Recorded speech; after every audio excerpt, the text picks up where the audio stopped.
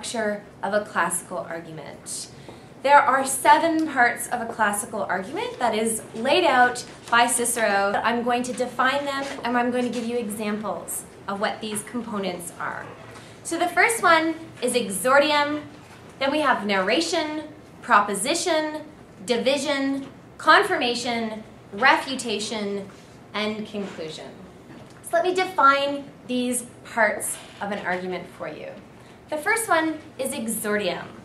Everybody has an exordium. It is the first 1 or 2 sentences at the beginning of your essay, designed to announce your topic and to make your audience receptive of what argument you're about to present. And you will be using an exordium in your essays. You should be announcing your topic and your text and giving your reader a kind of context for what you're about to deliver. Make sure that you do not start with generalities. Often in high school and CEGEP, they say start with the big grand statement. So, women across time have been oppressed and they continue to be so. That's actually, if I'm going through and revising your essay, I'll just cross that out. And I will cross out all of the sentences before you announce your topic and your primary text. Go straight to the point. Don't give a lot of fluff and don't make huge, grand, sweeping statements. There's no place for that in a university essay. The next component is narration.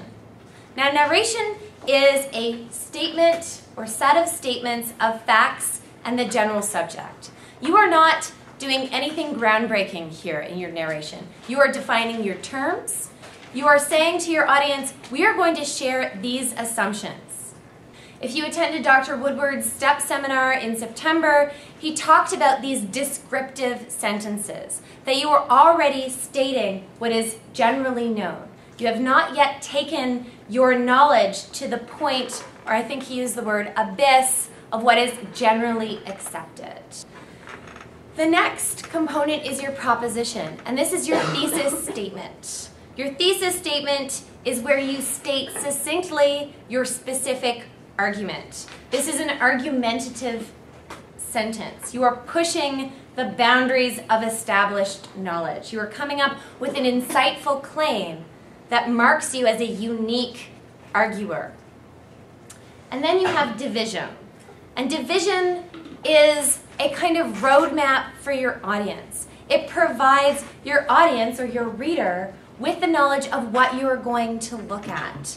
So a classical argument believed that 3 major points was the best form of an argument, that you had 3 things that you looked at. That's why your high school and CEGEP teachers talk about the 5-paragraph essay, right? Your introduction, then your 3 major points, and then your conclusion. A 3-paragraph or a 5-paragraph essay is not useful in university. It is too limiting. All 4 of these components of a classical argument occur in the first paragraph of your essay. So in the first paragraph of your essay, I like to call it the thesis paragraph. You will have your exordium, your narration, which is your definition of terms. You will have your proposition, and you will have your division. In your thesis paragraph, you are allowed to use the personal pronoun I, which is shocking, I think, to some of you who are just coming in. You are allowed to use the personal pronoun I when you use it forcefully, when you use it in an argumentative manner. So in this essay, I will argue that Romeo must be rehabilitated from a young, inexperienced lover into someone who understands the depths and maturity of true love. In this essay, I will argue is valid. It's actually a really good strategy because it draws your reader's attention to your major points. You can then say in your division, in doing so, I will look at Act 1, Scene 2, Act 3, Scene 2, and Act 5, Scene 1 in order to chart the trajectory of Romeo's maturity. So you've just given a division. You've just said, here's the roadmap. You can follow me as I go through my logical argument. So when you are revising your essay after you have done free writing, you should look for your thesis paragraph to have those 4 components. Then you've got confirmation. Confirmation is the main body of your essay. It is where you make your major points. Keep in mind that if you set up in the division that you're going to look at 3 things, make sure in the confirmation that those 3 things are in order as you go through. You are making arguments, you're making assertions, and you are backing them up with evidence, whether that's primary or secondary sources. We'll talk a little bit more about confirmation in a minute. Refutation is something that I put in brackets. It's optional for students, especially in their first and second year. Refutation anticipates opposing arguments. So you say, okay, I'm going to make this argument, and I'm going to play devil's advocate. I'm going to imagine that Dr. Riddell is going to try to poke holes into my argument. I'm going to anticipate what she's saying, and I'm going to try to account for those holes in my argument. It is a sophisticated form of argumentation. Master the first 6 parts of disposition before you try refutation.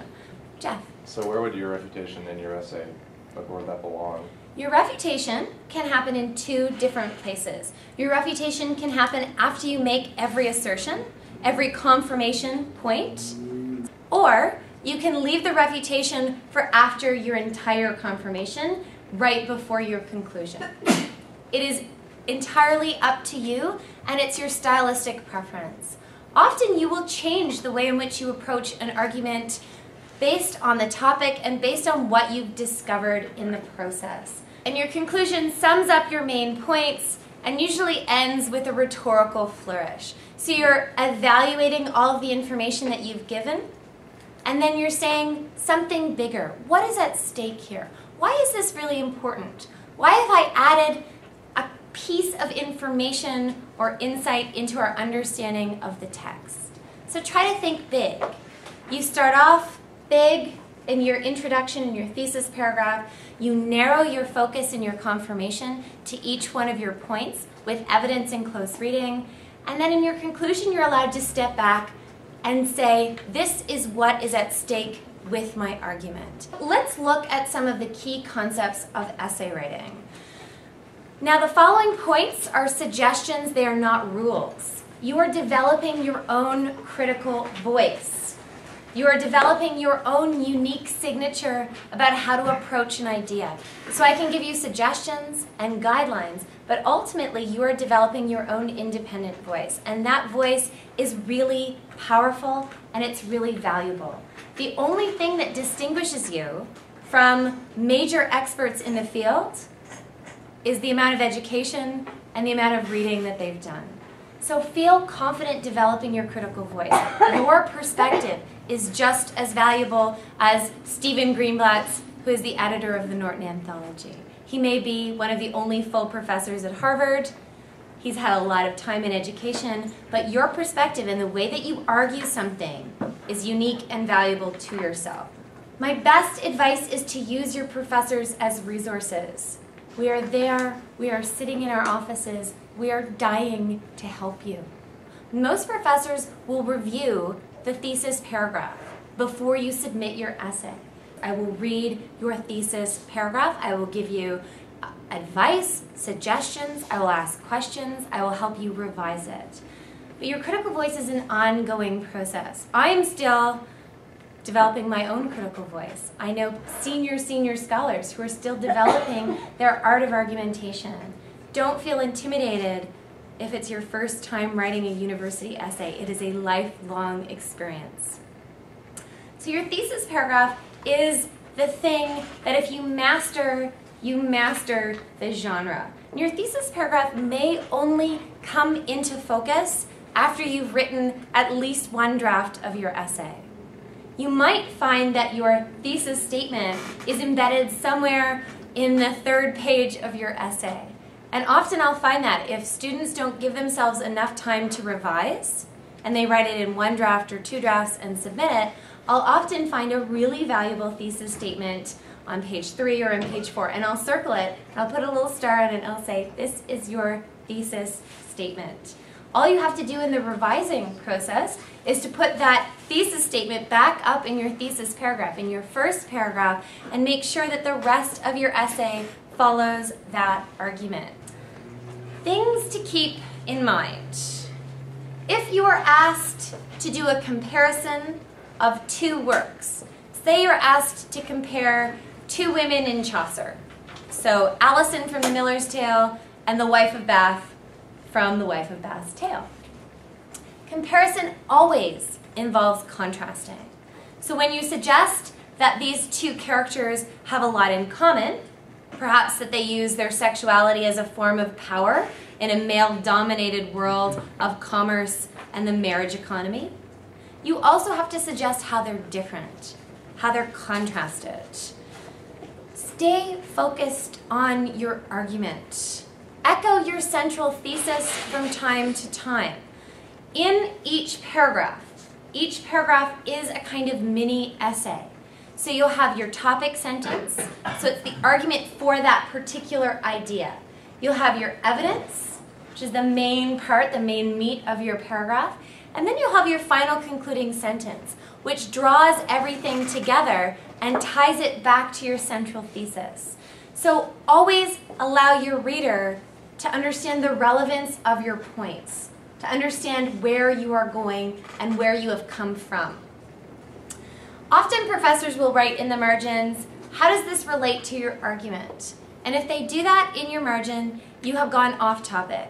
You have had a digression and moved away from your central thesis, even though it's an idea that you might be really excited about, right? You think, oh, I came up with this, it's not entirely related, but I want to include it anyway.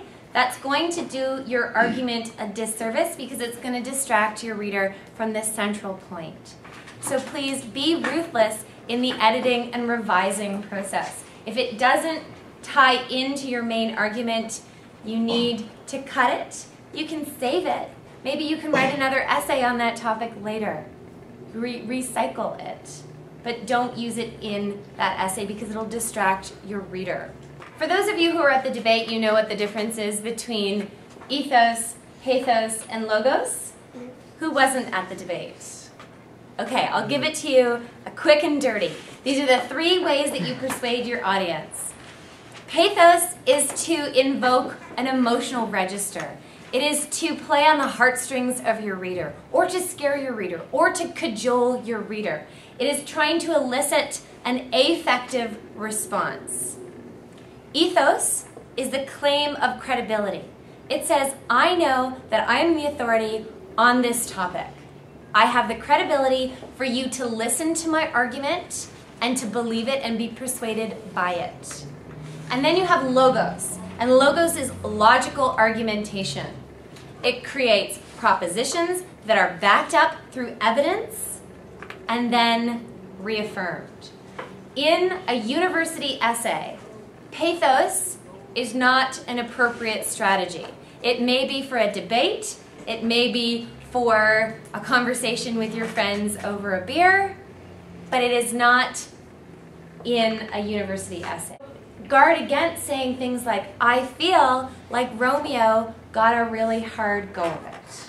Or, I think that maybe Juliet wasn't as committed as Romeo. These are what we call equivocal statements, that they don't argue assertively in one direction. I feel or I think are not appropriate openings to a sentence. You can say, I argue that, I state that, but don't say, I feel that. Okay? So focus on logos. It was Aristotle's favorite form of persuasion. It means that you were using reason in order to prove your point.